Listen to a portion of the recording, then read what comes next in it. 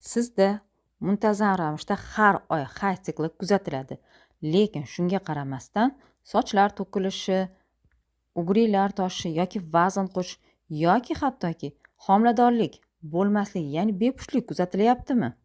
Normada hayz sikli qanday bo'lishi kerak va gormonlar qanday ishlashi kerak?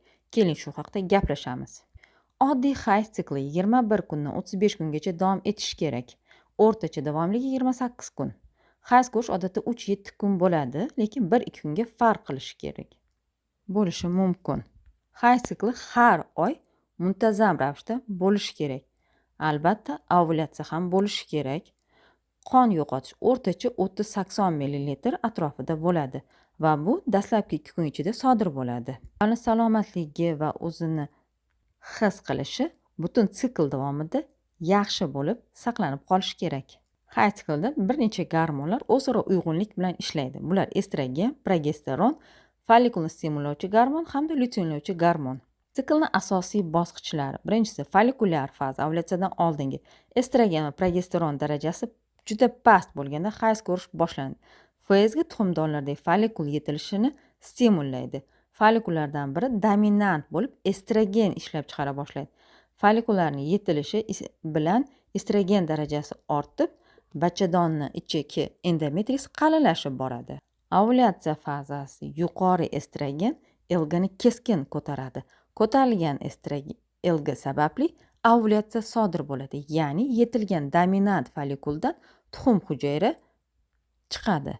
Bu ko'pincha siklning o'rtasida, ya'ni masalan 28 kunlik siklning 14-kunda sodir bo'ladi. Uchinchisi lyutinlovchi faza, ovulyatsiyadan keyingi.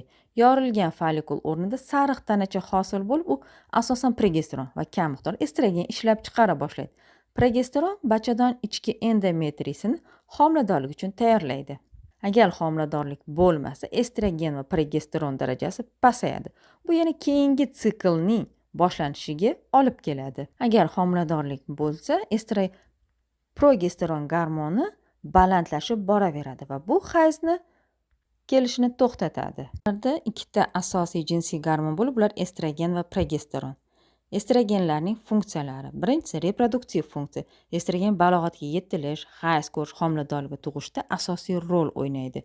Suyak to'qimasini shakllantirish va saqlashda yordam beradi. Kalsiy so'rilishini tartibga soladi. Estrogenlar qon tomir elastiklik va yurak holatiga ijobiy, yaxshi ta'sir ko'rsatadi. Shuning uchun ayollarda, hayz ko'rgan ayollarda infarkt va insult juda kam uchraydi. Ruhiy salomatga, ya'ni kayfiyatga, kognitiv funksiyaga va uyquga yaxshi ta'sir qiladi. Terini holatiga ijobiy ta'sir qilib, kollagen va gialuron kislota ishlab chiqarishga yordam beradi. Estrogenning 3 ta turi bor: estradiol, estron va estriol. Estradiol reproduktiv davrdagi eng faol estrogen.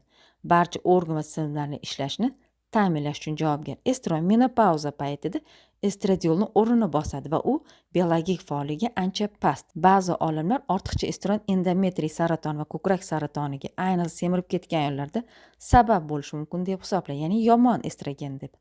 Estradiol homiladorlik davridagi asosiy estrogen. Estrogen miqdorining o'sishi sog'liq uchun muammolar keltirib chiqaradi.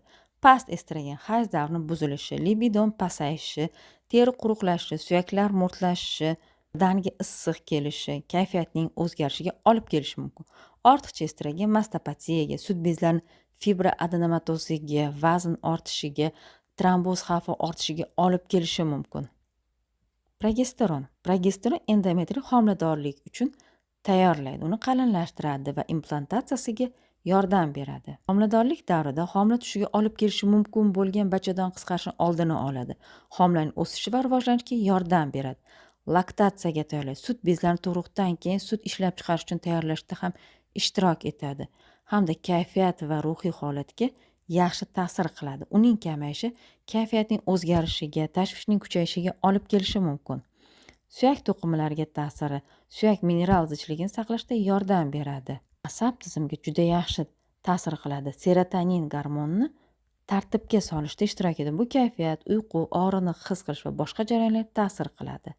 Teri va sochlarga ta'siri. Progesteron vasodilatator va yallig'lanishga qarshi ta'sirga ega. Shuning uchun teri va sochning holatini yaxshilaydi. Progesteron energiya almashishini tartibga solishda ishtirok etadi va vaznga ta'sir qilishi mumkin. Progesteron darajasi butun hayz davrida va homiladorlik davrida o'zgarishi. Shuning uchun ular siklning ma'lum bir kunlarida yoki homiladorlik davrida o'lchanadi. Estrogen miqdorining pasayishi bepushtlik, homiladorlik va boshqa sog'liq bilan bog'liq muammolarga olib kelishi mumkin. Yuqori progesteron juda kam uchraydi va bu tibbiy sharoitlar yoki ba'zi dori-darmonlar noto'g'ri qabul qilish bilan bog'liq bo'lishi mumkin. Agar gormonlar hammasi to'g'ri ishlasa, menstrual sikl bilan bog'liq muammolar kuzatilmaydi. Agar sizda qanaqadir muammolar, ularni aniqlashtiring, tekshirtiring va davolaning. Yodingizda tuting. Ayollik gormonlari faqat homilador bo'lish uchun yoki hayz sikli muntazam kelish uchun emas, sizning yoshligingiz va go'zalligingizni saqlash uchun ham muhimdir.